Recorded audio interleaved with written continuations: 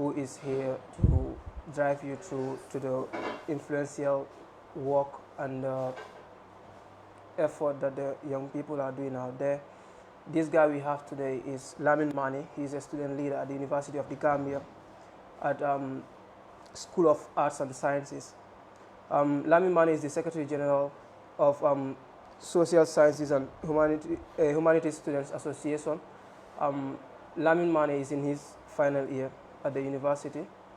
Lamin Manneh aketa muti miyalonko he's been leading at the university for quite a while. Aketa muti miyalonko leadership understand bake. So we thought it is gonna do good with regards to the topic we're raising out today, which is education and development. Bari Mole Miyalonko is doing great academically and he is developmental oriented. So we think it is gonna be of jackpot to have Lamin Manneh today to drive you, our beautiful spectators today. Lamin Manneh mbe Jallow bina program to episode 4 of GenerationNext. Janimba cool datila, we leave you with the audience in your new content. Yes, thank you so much, Abdallah, for giving me this invitation. It's a pleasure to be here. I know we've been trying to have this discussion, but today is the day, so finally we are here. And to the listeners out there, it's a pleasure to be here with Casa TV to share with you, some of the nitty-gritties around our educational aspects, which is hampering our development as well. So, in a nutshell, it's a pleasure for me to be here today, Mr. Abdallah. Yeah, Mr. Manneh, coming Mbijanyamimbi, we've seen that you are vastly experienced because your leadership kele amanke BT. It's been a while that you've been leading students at the university. Lafakalone, how is leadership? Well, thank you. Leadership is something that an individual think he can do, because first and foremost you need to have that enthusiasm, that spirit, that driving force in you that will propel you to take up opportunities and responsibilities. Because leadership comes with responsibilities. You have to be a person that is very passionate about a thing that is happening around your environment. So in order for you to address that kind of thing, you need to step up into a suit that will allow you that opportunity to address those kind of things. So that is how leadership is.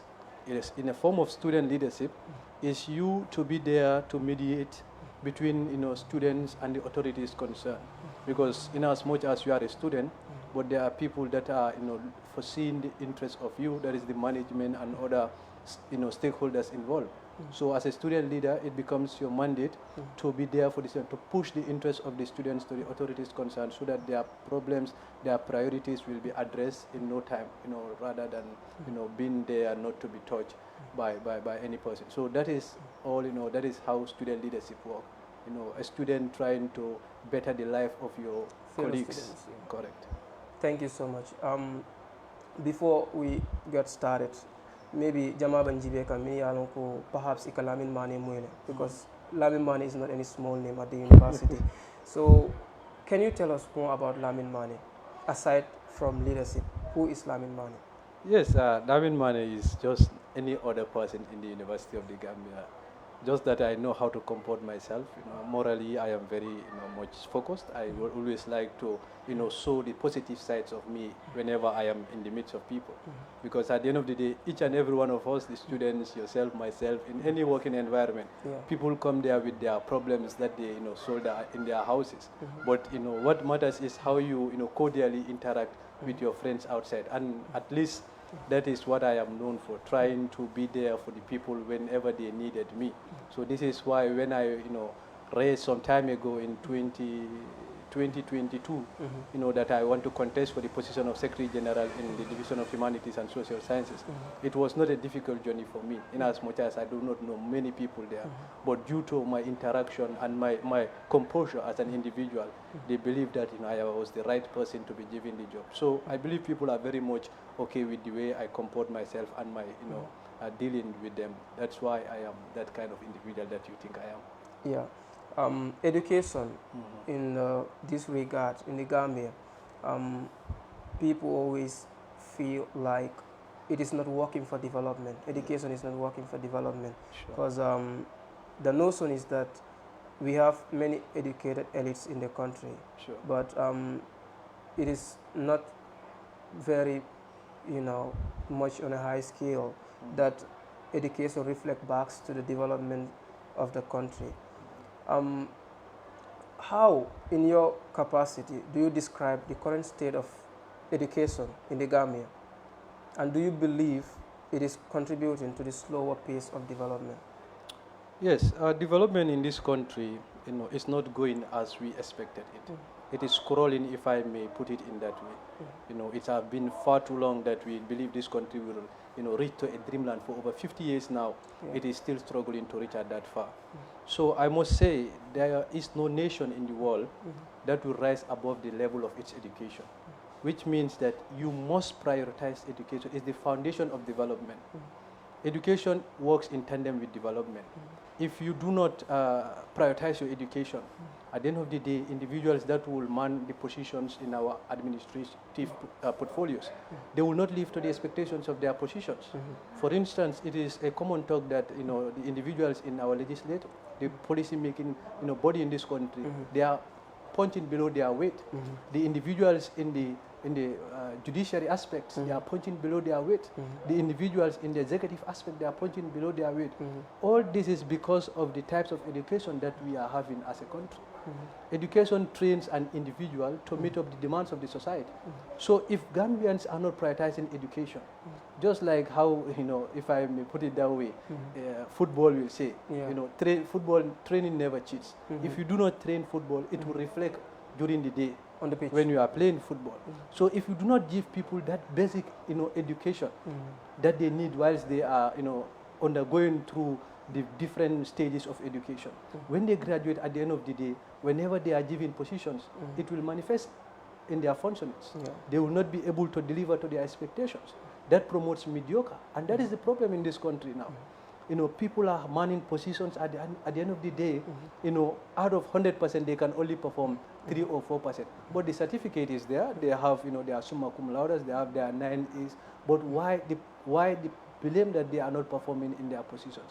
We need not to blame them not for performing properly in their position. We need to blame the educational failure that is giving us those kind of individuals, because it's now becoming a norm. Like everyone will be in the ghetto saying that, so and so is not doing well in so and so offices. When I am there, I will do this. But go there and yourself, you will, deteriorate than those persons. It's because of the root is the education. It is not properly working for the Gambians. So I believe Gambians need to prioritize education so that it can, help in terms of development. So you think our education system is to blame for the underdevelopment we face? Of course. Our educational system is absolutely the problem that is causing the underdevelopment that we are going through. Fidel Castro, a revolutionary in Cuba, will say that it is his pledge that even prostitutes in Cuba will be college graduates. That translates a lot. That prostitutes that will be around the street doing nothing, good for the country will be college graduates. That means that education is the key to any kind of development. Education morally develops you. This is why in our offices there is no morality there. Integrity, people are losing. It's because of the types of education that they are going through. Our education is dilapidated, is decaying by the day.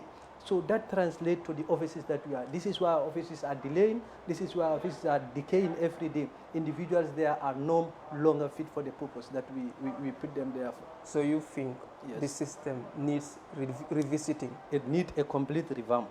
And we cannot do that without revisiting the educational system. The education is the place where we need to fix first if we want to develop. Without proper education, there is no development. As I said, no nation will develop above the education system.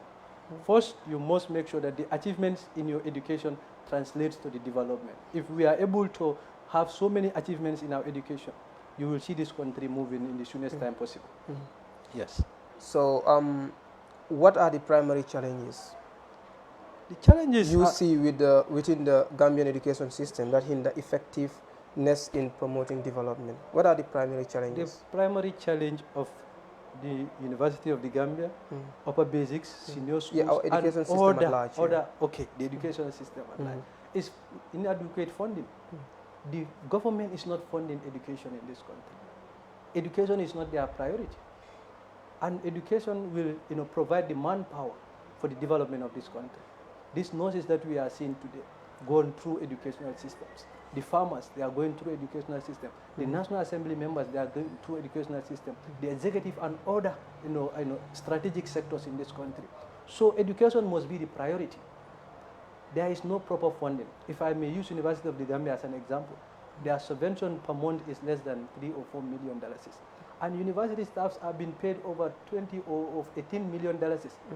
So you are subventing an institution less than $3 to $4 million, and the payment of those staffs alone is like $18 million. How do you even think that institution will strive? This is why all our educational systems are failing, is because the government is not prioritizing education. The government is not spending huge amount of money on education. You cannot just build an infrastructure without putting in the necessities. Necessities like labs, necessities like libraries, necessities like other places where students after classes can sit around or hang out and have their interpersonal discussions so as to understand from one another, because in class you might not all be fast learners. So when you are a fast learner, this one is a slow learner, but if you are able to sit after class around a place, you will be able to learn from each other. So the government of the Gambia must invest in education. But the ministers of education, higher education, and basic and secondary education are always praising the government for their funding through education. No, sometimes you don't know what they are covering from the public, but you cannot tell us that the government is subventing you highly when government or the Ministry of MOHAS, higher education, is owing the University of the Gambia over 70 millions. Giving out scholarships, and their scholarships are not paid to the University of the Gambia. The university is struggling all because of the lack of adequate supports from the government. The government will give scholarships to the students, but at the end of the day, they are not giving back that money to the university. And I know that is what is exactly happening at college, because some time ago, college too, it was very cheap for college. And it happened last year between WAEC and the Ministry of Basic and Secondary Exactly. Education. So this is happening in various institutions here. It is happening in GTTI, it is happening in college, it is happening in the University of the Gambia, the senior schools. Everyone is complaining. Teachers are not being properly paid. So you think the government should stop these stopgap solutions and rather focus on the long-term plans? The government must prioritize education. The budget that they allocate to education should be, to my understanding, should be bigger than any other. Even agriculture, that they are saying that agriculture is the backbone of this country. What is agriculture doing here now? Gambians are importing everything. Even rice, they are importing. Are we eating what we grow or growing what we eat here? No. So it is not happening. Let us make sure we spend that kind of money in education so that those that will graduate from the sides of agriculture will be very much trained so as to help the informal sector of agriculture, because most of the people that are engaged in agriculture in this country are illiterate or semi-illiterate. They do not know much about it. So those that are graduating do not even have the practicality of their field. They just have the theory.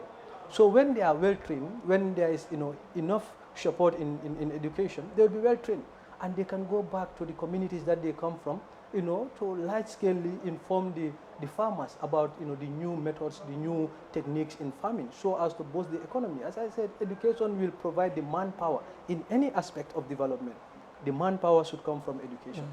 So that needs to be the priority of the government as we speak. Not tourism, not agriculture or any other sector, but let's prioritize education to ensure the manpower is there for development in this country. Ministry of Higher Education recently, I think a day before, noted that they have already had a conversation with GTSC over the funding of the university fairs, like for the students. They have already had an agreement with the GTSC bus service so that they can offer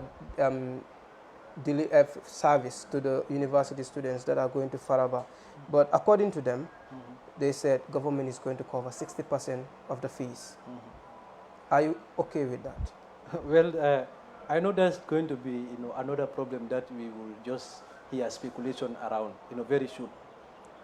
Government of the Gambia will always say we will play this part, but there will come a time that they will just stop doing it.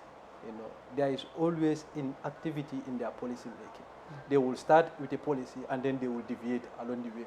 Just like they do in scholarships, exactly, allocations. Exactly. So they told the University of the Gambia that give scholarships to clear these individuals, this amount of individuals. We will pay your money, and it becomes a debt. They will not pay your money in turns to millions. Exactly, over 70 million or so. It's huge money that can address a lot of challenges that the University of the Gambia was going through. But since that money is with the government and they are lavishly spending in various sectors, traveling with the taxpayers' money, to go and do things that are not necessary. So you now, to your point, the students are happy. Since you will leave, from Turntable going down to Faraba and coming back with, a fare of $30, because 15 to and 15 from, that is $30. That is very good, to the sides of the students. We are very appreciative that government is taking that, opportunity, giving us that opportunity. But we will encourage them to be also, response to the decision that they have taken, that they were going to cover 60% with the ones that they are working with. Because if they fail to, meet up to that demand, that might have another effect on the sides of the students, which we may not want, because we cannot be given the assurance that go to Faraba, the buses will be taking you to Faraba with $30. At the end of the day, for the bus company to come and say, we have terminated the contract with the government, they are not paying us money. That is going to be a huge blow on the side of the government, on the side of the university management, as well as the students. So we must, plead with the government to, abide by the promises that they have made. So you are worried about the durability? Of course, yes. Okay. Can you identify any successful education initiatives or reforms in the Gambia that have shown promise in addressing these challenges? Yes, over the years? That is the TVET education, I believe. That is TVET education. Yeah. Technical, yeah, and, TVET, yeah. vocational, educational training. It is really inspiring. TVET, because TVET, helps individuals to realize their potentials. They are hidden potentials. Like you been given the opportunity to manifest your potential so that you can find yourself in the job market of your choice at the end of the day. I will use my brother as an example. After graduation, he went straight to GTTI. And TVET is in this form. TVET, they have it at upper basics too, where students will be given the opportunity to have courses like TD, technical drawing, courses that are like now being introduced into schools. And then metal work. All those are good initiatives. That because we know upon graduation, not all students will be able to find themselves in the higher institutions like the universities, colleges, and others. But if they are able to have the first-hand knowledge around technical vocational training things, they will be able to proceed with those kind of maybe that is where their potentials lie. Exactly. So if you reach or if you finish your senior school, you will see to that GTTI is doing very well in terms of TVET. They are giving courses that are really helping young Gambians. Because my brother, as I said, now is working with one of the biggest building constructors in this country. And he's making a lot. He's bettering his life and our life, myself. So I must say TVET education is doing very well here. Youths are now learning professions like masonry, professions like electrical engineering, professions like a lot that GTTI is are giving. So it is something that we must commend the government for. That is an initiative that is really helping a lot. And then we encourage them to keep supporting TVET education so as to harness the potentials of the individuals in relations to the development that we all yearn for. Yeah. So coming back in we are having Lamin Manneh today. Lamin Manneh is a student leader at the University of the Gambia. He is a final year student. Be another jump kamul na kacha something that has to go with education and development. Coming along nyaming karango our priority is to develop ni karanta. At the end of the day, you come up with development initiatives, kajeko bankola yiriwa, or wheresoever institution one might find himself, kajeko kaje develop.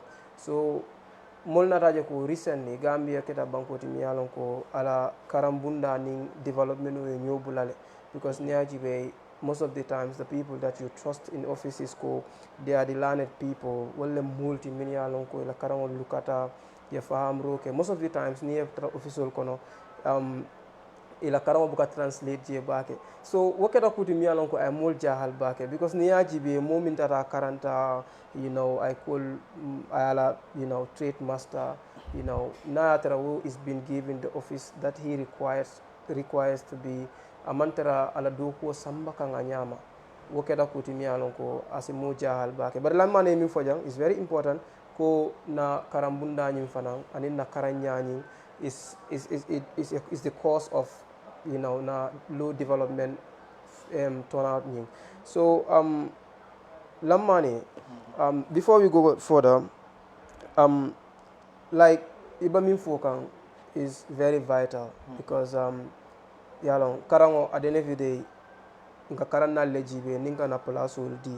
So if we see our people that we trust they have the technical know-how, they have the understanding, they understand their craft enough to be given such offices na atara ko whole man tara deliver kan up to expectation wo is obviously a question mark wo is gonna be a big question because na atara position o di mola mialon ko ama position o nyim faham ala karango maluka to an extent that ko inyanta ko position o di ala you might not be quite doubtful na amari la ala effort ala fenko impact nyimma work out you can only feel like maybe that is not his place. Sure. But natara momi alonko akaranta ay faham roke ay technical know-how ni soto with regards to the craft he is manning. Na mari mantara deliver kan. Is that a disappointment but for our country? That is why I said education will train an individual to meet up the demand of the society. And that alone is not the educational aspect. It trains you morally. It trains your integrity too. To realize, to self-actualize. So if you think na taraku more karanta, I think I understand. But there is no integrity and morality. The person might be doing what doesn't go down well with the office he's holding, but he doesn't care. Exactly. About understand akaminke amanya. But because of the lack of integrity and immorality, he doesn't care. Exactly. And we have seen that kind of things manifesting in our offices. So people will embezzle a lot of money, and then those are the individuals that have traveled, that have gone to Harvard, that have gone to universities that are thriving in the world. But because of their moral decadence, because of they are not morally correct, this is why they believe that they need to steal from the taxpayers, because they might leave the office in no time. That is what they have in their mind here. An individual that have the insight of knowledge will not do such a thing, because will know that position is not your inheritance. And you might not want to stay in one position for the rest of your life. You must grow.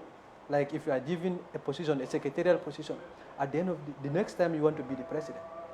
That's how one needs to think. If you are in a position, always try to make sure you deliver to the expectation so as to grow as an individual in that position that you hold.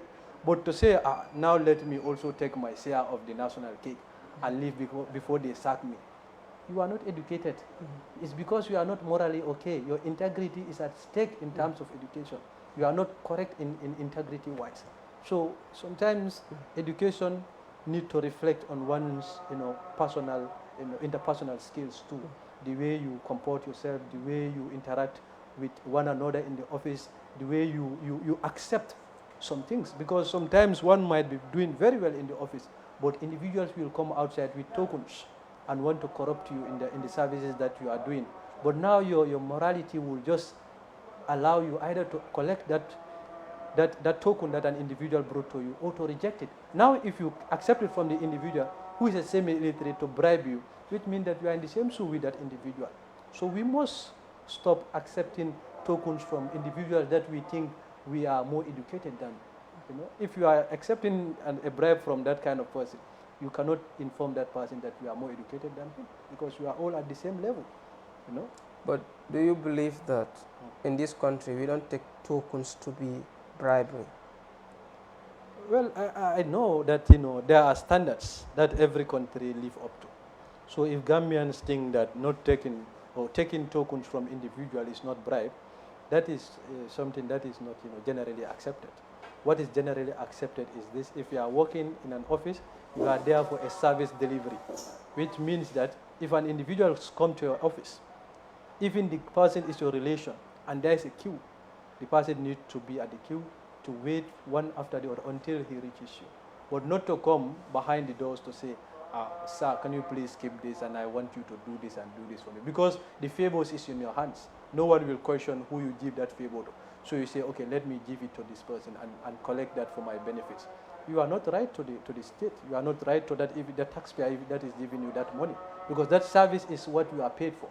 You need to give that service without compensation. You are compensated at the end of the month, but not at that material time. It is theft, and it should not be encouraged. Lack of integrity and morality. Yes. How would you blame that on our education system? Because what I'm saying, if the government is not pumping enough resources in the education, there will be a lot of loopholes. A lot of lapses are happening in the University of the Gambia, because there is the institution that I am right now. This is why whenever I speak, I always try to relate it to where I am. Yeah. Now, for instance, if you are doing an IT, that is information and communication technology, yeah. and there is no laptops for an IT student, because I've done IT at my year one, but I can tell you for free that I've not even put my hand on any laptop that was there from the University of the Gambia. And why? You understand? So you still think that you can build that infrastructure without the needed materials, and you believe that that education will reflect in terms of my moral response to the society and my integrity. It won't. It is only paper that I'm acquiring from the university. There are a lot of students that are graduating right now. They are graduating with papers, but their intellectual capacity is very low. It's very low. It's because they are not exposed to the materials. And some will tell you straight, I'm in for the papers. That is what the norm is now about, that I am there to switch on my cum laudes and magna cum laudes. And you having your 3.5 below, because 3.5 is honors, you having your 3 point even in GPA with an insight of what you've learned or what takes you to the University of the Gambia is far better than graduating with your magna cum laude and summa cum laude papers without the insight of the course that you've studied, because it's a 4-year program. At the end of the day, you need not to give the overview of all that you've learned, but at least people need to understand that this guy was a development student, that this guy was a political science student, as well as other units too. But people are graduating without people understanding the fields that they have studied in the University of the Gambia. It is not reflecting in their day-to-day affairs. And the university knows this? Well, not only the university, the government of the Gambia knows this, because the government of the Gambia, the president is the chancellor of the University of the Gambia. Yeah. And then we have the vice chancellor. The vice chancellor is with us at the management level. So there need to be that cordial relationship between the chancellor and the vice chancellor. So the president must have known what is transpiring. The president must have known. If the president never know what is happening in the university, which means that the president is not up to the functions that he has given as the chancellor of the university. Yeah. Because if I am your boss and I am not with you, I suppose that if there is a problem on the ground, you need to inform me. Yeah. We have those kind of devices now that you can write a whole report every month or every week, like what is happening in the organization, and send it to me. I will go through it. If there needs an adjustment, I will say, okay, can we please adjust on this and this and this and these areas.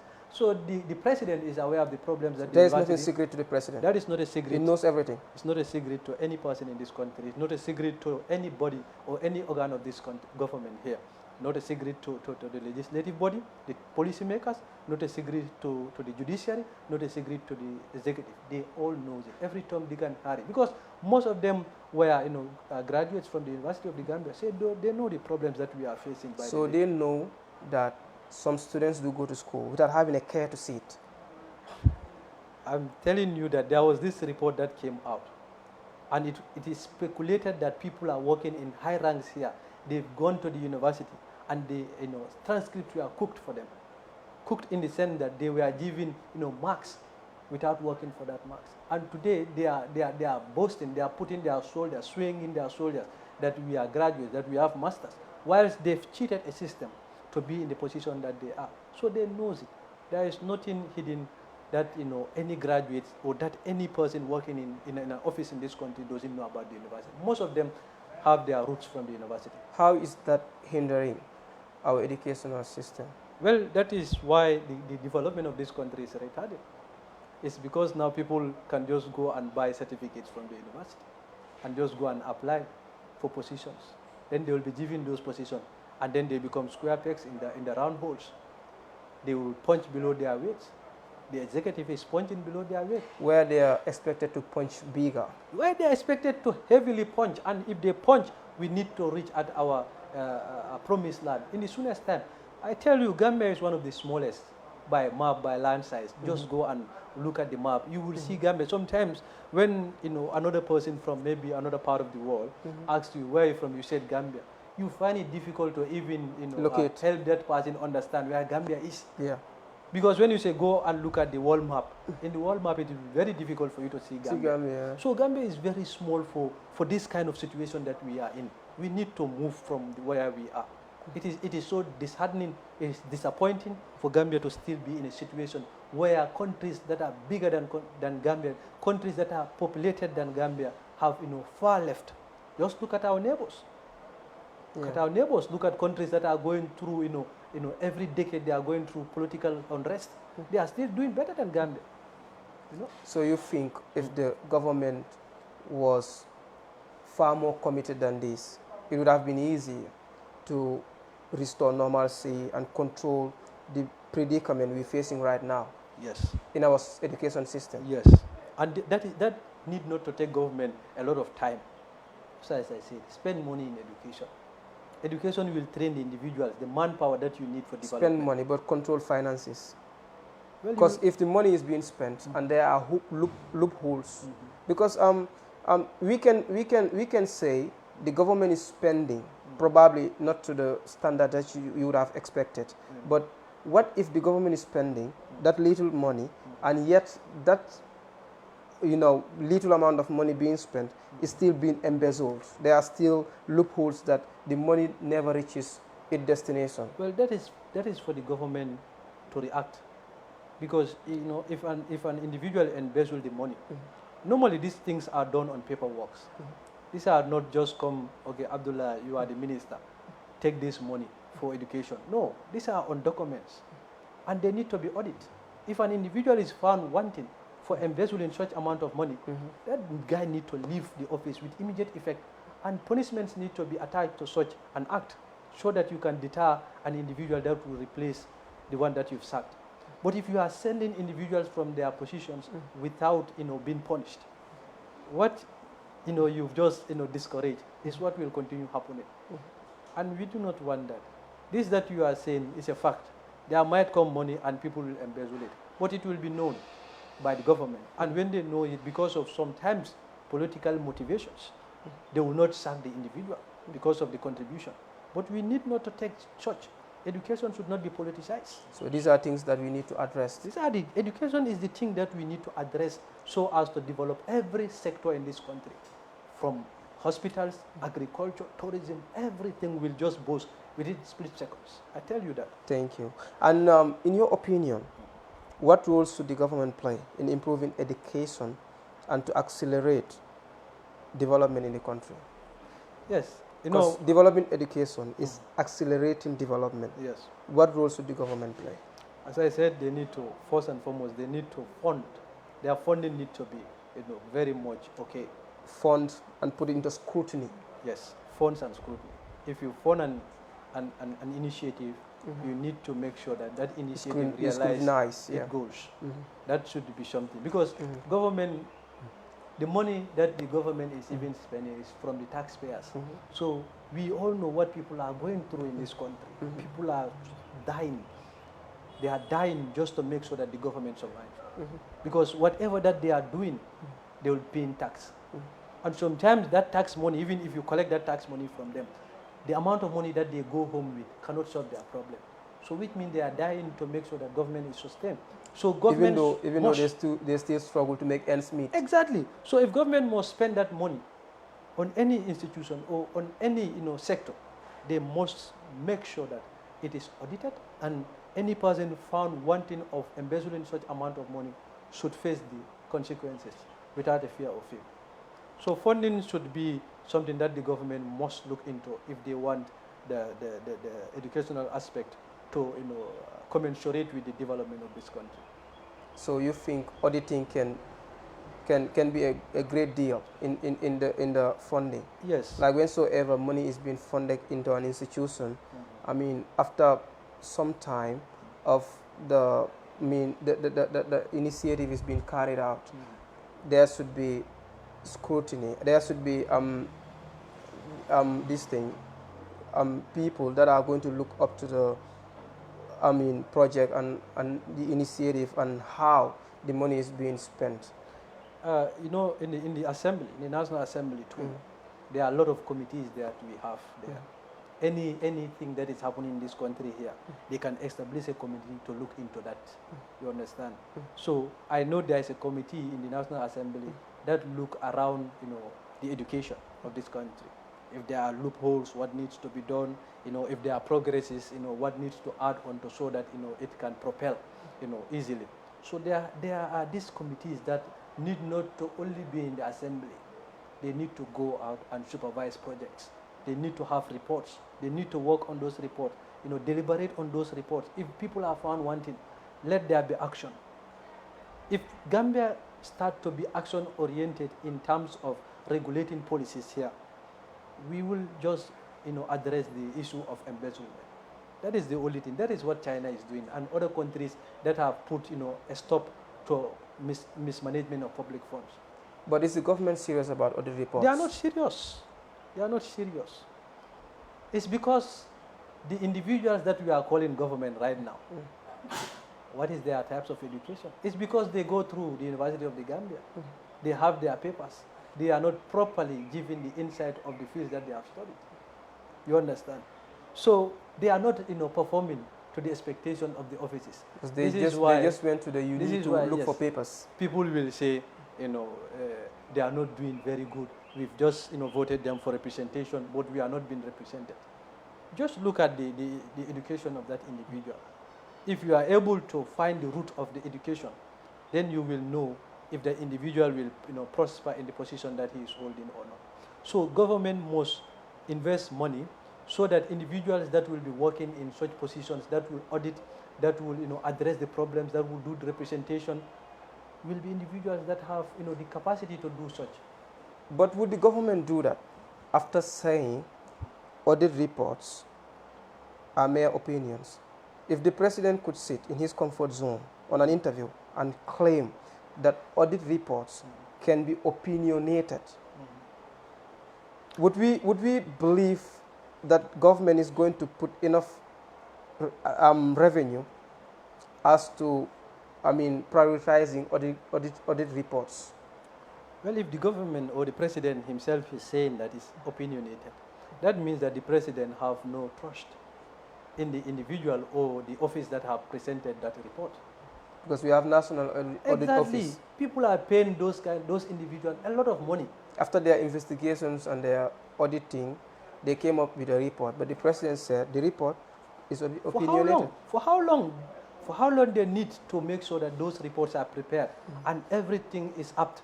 Because if you are to present such report, you go through its scrutiny. He said auditors can be sentimental. If auditors are sentimental, then they are not living to the expectation of the citizens. They need to be sacked. If the audit report is not fit for purpose, that auditor needs to leave the office with immediate effect. That is my principle. If people are not performing, let them leave the office. There are a lot of graduates in this country. There are a lot of youths that are doing very well at international level. Let them come and man those positions. Gambia cannot be solved by these sexagenarians or octogenarians, the 70-year-old, 60-year-old people. They are no longer, they are thinking about their families now. They have a lot of siblings around them, a lot of things to take care to an extent that they tend to use the state's money to solve those problems than strive their energy and time to fix the problem of the state. So let them leave the offices if they are not up to their positions. And then if the audit report is not fit for purpose, let the government or the president, sack that individual, bring another person that they believe can give the best audit report, and then, it can be used for purpose. And The rest can be done by the National Assembly. But how serious is that assertion? Or the reports are opinions? Well, it is for the president to sit and think the way he wanted, and say whatever he wanted. That is democracy. That is freedom of speech. The president can just sit and say, well, I disagree with so and so or so and so report. But the fact of the matter is, when things are presented in the National Assembly, the Assembly is an independent body. Let them do what is needed let them do what it is expected Of them, yeah. But the Assembly, go and look at the National Assembly. What is the requirement of being a National Assembly member in terms of your education? You can just graduate from grade 12 and you go into the National Assembly. This is why sometimes deliberations, discussions, pressing issues will happen in this country here. When you take it to the national, only 2 or 3 parliamentarians will just have their say on that topic. A lot will have too much in their chest. If we are to introduce local languages there, every day there will be war in the National Assembly because they know a lot. Just like in South Africa. But they cannot translate it in the language that is accepted in the National Assembly. So the parliamentarians too, are punching below their weight. They are not doing to the expectations. This is why when the president said it's an opinionated report, none of them will have that audacity or the chest to say, sure, it is not. It is part of our responsibility to scrutinize, to do what is expected of us in the Assembly. Because this audit report sometimes, when it reached at the Assembly level, they also have time to go through it and understand what it is all about. Yeah.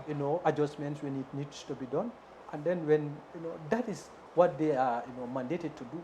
But the president cannot be in his house and think this is what ought to be done and that is what must be done.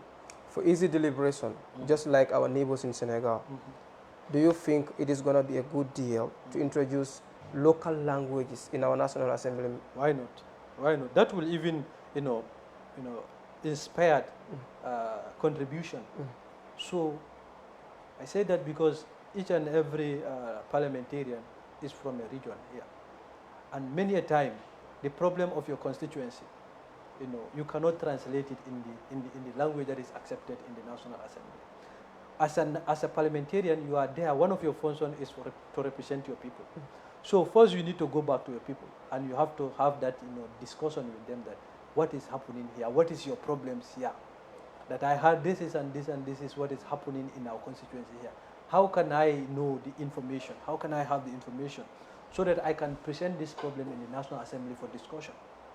But those problems will be identified by the community members or the constituency members, but the individual cannot translate the problems into the language accepted in the National Assembly. So I think introducing local languages will enhance quality engagement by the parliamentarians. And it will introduce easy flow of deliberations. And you know that in the parliament, week in, week out, months in, months out, year in, year out, parliamentarians are going through trainings within the country and outside.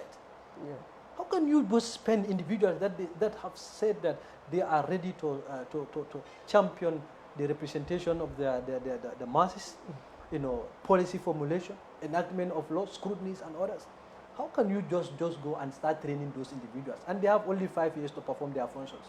But week in, week out, they are traveling to be trained on issues that are relevant to the positions that they have mounted. So this is why I said education should translate in any sector. If they are given the quality education, if education reflects in their lives, they might not be given month in, week in, year out trainings. At least they will have a basic understanding of the type of roles that they are to perform in the assembly. So every sector is failing because of the educational system. So you can see that now education relates to development. If education is not properly taken care of, every sector will fail. The manpower that education produces is not sufficient to handle development in this country. Sure. Mbadimol, we thank you so much for being with us here today. For the benefit of those joining us now, this is Mr. Lamin Manneh, a student leader at the University of the Gambia. He's the Secretary General of the Social Sciences and Humanities Students Associations at the School of Arts and Sciences. Lamin Manneh, I topic important di male majang mi yalon ko a important bakele komi nga fale nyamin follow to ko education always has to go with development, because the moment you want to develop a country, you have to invest in education. So amambalanko, the investment is being done on education, but the investment is so below the standard of the education that we persevere. So Nayatarako, Gambia need a standard education. It has to reflect to the funding. So being, preparing, a limited fund on education, wakela kulti miyalon ko abanna educational system o batandila bakele. So to enhance the educational system, develop to the higher heights that we expect it to be, we have to put up a high scale funding. Kaje ko educational yiriwa, ay taning silola, ibajela le fanang uba reflect la back to the development lale banko lafta minna. Coming back to you, Mr. Manneh, yefende for me alonko is very important, because Niajibe in our National Assembly, we see our, Ghana deputy jere, they come from constituencies. But ni deputy ta constituencies also, eka cool jijele mi alonko like adiamo kasi nyakotole. And they see a lot in their constituencies. But that lot they see, which they have to take back to the National Assembly, when it is time for deliberations, it is never easy for them to deliberate on them. Exactly. Because of the language being spoken. Because Gambiano ka angale fole, but akasila le fanang I mistake wo kiji. Exactly. Mol because mol ba jibela nyami. So but I don't think woketa omuku bati mi alonko monyanda hakil to laje bake, because nyimu kangolti mi alonko masusu. Just we are trained to speak the language. So obviously na atarako deputy ite fenso to eba mi fola at the National Assembly. But because you don't feel comfortable to speak in English, and itamu deputy to mi alonko ita purka more represent in that House of Assembly. Yet you have something from your people that you need to take back to that assembly. But because of Elasilo, purka angale ka wafo. Oh, how disappointing is that? The issue is most of the individuals that are opting for the position of parliamentarians already they know. Before you go into a position, you know what transpires in that position. If you want to become a parliamentarian, you must have an insight, a false insight of what happens in the parliament. And the parliament of this country, the language, the acceptable language is English language. That's the only. You need to be honest to yourself. If you know you cannot translate, you cannot discuss pressing and compounding issues in the National Assembly with the language that is accepted, why are you vying for the position? Are you there for your personal gain? Because that is what we now understand. People are now going to places or going to offices or going into the parliament for the incentives, what the programs comes with, the traveling allowances. And now you've seen the type of cars that they are giving to the taxpayers. It's disheartening, it's discouraging, it's disappointing for an individual who knows his capacity that can man that position